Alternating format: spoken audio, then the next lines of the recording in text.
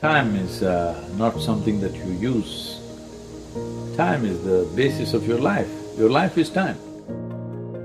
We have a brief moment of life here.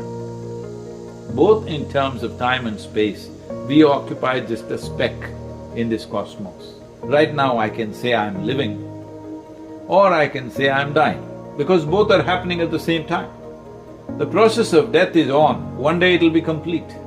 So when you say I'm lazy, that means I will sleep most of the time, I'll sit around without any purpose to myself. That means that you are encouraging death. If life is a race, what is the goal? You must get to the finish line faster than others. You know what's the finish line? Finish line is death. This whole nonsense about wanting to be better than somebody is happening because you have not found any sense of profoundness in your own existence. There is no struggle for survival, survival is taken care of. Now you need profoundness. If there is no profoundness, you wonder why are you alive. I know only one thing. I don't know too many things, I just know only one thing. I know this piece of life from its origin to its ultimate. I only talk about this life, but the world assumes I'm talking about them because fortunately life is made the same way within them also. On the surface, deep inside, both lives are made the same way. When I talk about this, plants think I'm talking about them, the worms think I'm talking about them, every other human being thinks I'm talking about them. I'm only talking about this because this is the only thing I know. You've seen the entire world only within you. Everything that you saw, heard, smelled, tasted and touched happened only within you. So your whole experience of life is only happening within you.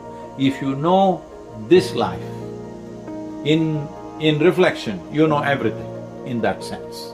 But actually you know only one thing, rest is all imagination. Well, most things that human beings do are not done consciously, unfortunately. It is mostly compulsively done, and that is the whole problem with humanity. With the level of intelligence and competence that we have, the moment we function compulsively, we become destructive. If you become conscious, naturally you will curtail so many of your actions because they are absolutely unnecessary. Either you're trying to be better than somebody, which you can never be, and or you're trying to do something in competition with the rest of the world, wanting to prove some nonsense that nobody's convinced about anyway. And all these countless number of people who existed on this planet before you and me, all those idiots also were doing the same thing. But where are they now? They're all topsoil. You and me also will be topsoil after some time. So let's not think too much about ourselves. If we understand the context of our existence, we are just a small pop-up on this planet and will pop out. If we know this, keeping your life pleasant, profound, if necessary in action, impactful, that is a choice. To do it without activity is much harder than to do it with activity. Most people who are lazy are also bitter about something. There is no sense of profoundness to their life, they always feel insufficient. That's not the way to live. If you're very pleasant and you have a profound experience of life, you have a right to do nothing, absolutely nothing. Time is a very relative experience. On a given day, you're very joyful. Have you noticed on that day, 24 hours, poof, went off like a moment. Another day, you're miserable or depressed, 24 hours feels like 10,000 years. So only miserable people can have a long life. So those miserable people raise all these kind of questions and make it like it's some great philosophy. Life is not a philosophy. Philosophy is a silly explanation to a life which is a phenomenon beyond all explanations. You can only experience this, you can't deduct it into your philosophy. The moment you deduct it into your philosophy, you become a constipated life. That means it happens little by little. It doesn't happen like an explosion. See, everybody knows what is needed in the world. The most important thing needed is, right now, we need pleasant human beings. Where should it start? With yourself.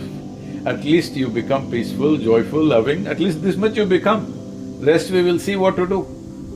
Because there's only one problem on the planet, human being, isn't it? Human being is the flower of evolution, the peak of evolution. In terms of life, the heap of life that is there from microbial life to complex manifestation of life on this planet, you are on top of the world. But human beings are not experiencing their life like they are on top of the world. They are in the depths of misery compared to any other creature. All other creatures, if you just provide them the food that they need, they are all fine. A human being is miserable if he doesn't have food. If you give him food, he will feed his misery further.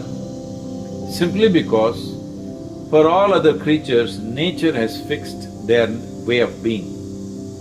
Nature has fixed how they should be, how a grasshopper should be, how a tiger should be, how an elephant should be. Nature has fixed at least 90% of their life. Only 10% latitude may be there for individual animals to find some expression for themselves. But in the case of a human being comes largely unformed. Only 10% is fixed, 90% is left loose. This is what human beings are suffering. Human beings are not suffering their bondage, human beings are suffering their freedom. You are free to make yourself whichever way you want. That means you know how to be. If you know how to be, would you like to keep yourself in the heights of pleasantness or unpleasantness? Tell me. There's a big difference between loving to be lazy and being lazy, because laziness, if there is stillness in your body, that's called death. But if there is stillness in the core of who you are, then that is the source of life. There's a big difference. Only to create pleasantness in your surroundings, you need the cooperation of the people and the forces which are around you. But to create pleasantness of body, mind, emotion and energy is 100% your business. If this much everybody takes care of, then what to do in the world we can see. If there's something to do, we will do, otherwise let's take a walk, let's climb a tree, or go swim, or just sit still, do whatever the hell you want. But the important thing is, your life should be pleasant. Once you're pleasant, you're not satisfied with that, you will want profoundness of experience. Then you make your life profound. If it's pleasant and profound, you'll have no need to do anything. If something is needed, you will do it. If nothing is needed, you can sit here joyfully. What's the problem?